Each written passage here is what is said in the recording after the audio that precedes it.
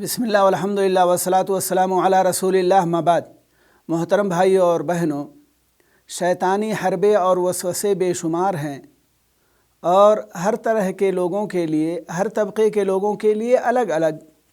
جیسے کچھ لکھو نہیں ورنہ ریاکاری کے شکار ہو جاؤ گے، پھر ثواب کی بجائے گناہ کا بوجھ سر پر لادے پھرو گے۔ آخر کیا کم ہے لکھنے والے، اور تمہارے لکھنے سے کون سی اصلاح ہونے والی؟ کسی کم پڑھے لکھے کو ہی خطبہ دینے دو، ذرا دیر کر کے گھر سے نکلو تاکہ ممبر پر کوئی اور کھڑا ہو جائے۔ یہی اچھا طریقہ ہے ریاکاری سے بچنے کا۔ کسی کو نصیحت مت کرو کیونکہ خود تم میں بھی بہت سی کوتاہیاں ہیں، ابھی کوئی ٹوک دے گا تو لاجواب ہو جاؤ گے۔ نماز کے لیے مسجد مت جاؤ، لوگ سمجھیں گے دکھاوا کر رہا ہے، آخر گھر میں بھی تو نماز ہو جائے گی۔ داڑھی مت رکھو ورنہ دوست احباب کیا کہیں گے، اصل ایمان تو دل میں ہوتا ہے۔ ابھی حج مت کرو ورنہ سنبھال نہیں پاؤ گے، کیونکہ گناہ ابھی سے ترک کر دینا بہت مشکل ہے۔ یہ تو صرف بے حیائی و بدکاری کی فلمیں اور تصویریں ہیں، کوئی بات نہیں، حقیقت سے اس کا تعلق نہیں۔ بچوں، علم دین حاصل مت کرو ورنہ مکتب میں چٹائی ہی توڑنی پڑے گی۔ دیکھتے نہیں سماج میں مولویوں کا کتنا برا حال ہے۔ مولویوں کو بیٹیاں مت دو یا ان سے شادیاں مت کرو، یہ تنگ نظر اور پچھڑے لوگ ہیں۔ آج دنیا بہت آگے جا چکی ہے، موقع ہاتھ لگ گیا ہے تو گناہ کر لو، اللہ بڑا مہربان ہے، وہ شرک کے علاوہ سارے گناہ معاف کرنے والا ہے۔ شیخ کے علمی پروگرام میں کیا جاؤ گے، یوٹیوب میں تو سب کچھ ہے، اس کے بدلے موبائل سے کوئی بیان سن لینا۔ یہ مولوی تو خود بے عمل ہے، یہ کمی وہ کمی، چھوڑو اس سے کیا سیکھنا۔ اگر فلاں سے بدلہ نہیں لیا اور معاف کر دیا تو لوگ کیا کہیں گے، اسے تو ایک کے بدلے 10، یعنی ایسا سبق سکھاؤ کہ دنیا یاد رکھے۔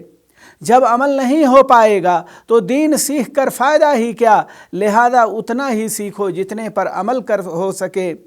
کتابیں خریدنے اور گھر میں لائبریری بنانے سے کیا فائدہ، پڑھے گا کون؟ آخر آج CD وغیرہ میں ساری کتابیں دستیاب ہیں۔ کہیں بار بار شادی ہوتی ہے، لہذا دھوم دھام سے شادی بیاہ کرو، بھلے ہی کنگال خالی ہاتھ ہو جاؤ۔ یہ کبھی سدھرنے والی نہیں، داغو اس پر طلاق کی گولیاں، پھر ہو جائے گی دوبارہ شادی۔ کہاں ہے لڑکیوں کی تعداد کم؟ سبھی لوگ تو ایسا کر رہے ہیں، دیکھا جائے گا، جو سب کا حال ہوگا وہی میرا بھی ہوگا۔ عبادت کر لیا، اچھا ڈھنگ سے وضو کیا اور ارکان کی دعائیں پڑھا تھا کہ نہیں پڑھا تھا؟ حج کر لیا، اچھا کنکڑیاں اور طواف شاید 7 مکمل نہیں ہوئے تھے، گویا عبادت صحیح نہیں ہوئی، پھر قبول بھی نہیں۔ اس طریقے سے نیک بندے کو شیطان مدتوں حیران کیے رہتا ہے۔ اچھے اور مہنگے عالم رکھنے سے فائدہ کیا، آخر 8-10 ہزار والوں سے بھی ادارے کا کام چل جائے گا۔ قرآن پڑھنا اور سمجھنا یہ تو علماء کا کام ہے، ہمارا یا ہمارے بس کا نہیں۔ تقدیر میں لکھا ہوگا تبھی کورونا وائرس لگے گا، ان احتیاطی تدابیر سے کچھ ہونے والا نہیں۔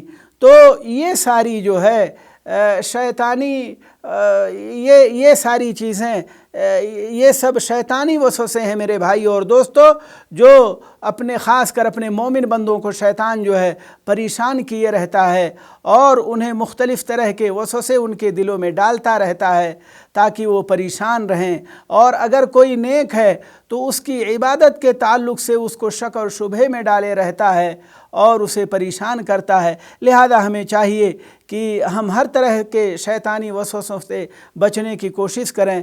اللہ تعالی ہمیں اس کی توفیق دے۔ وصلی اللہ وسلم علی نبینا محمد۔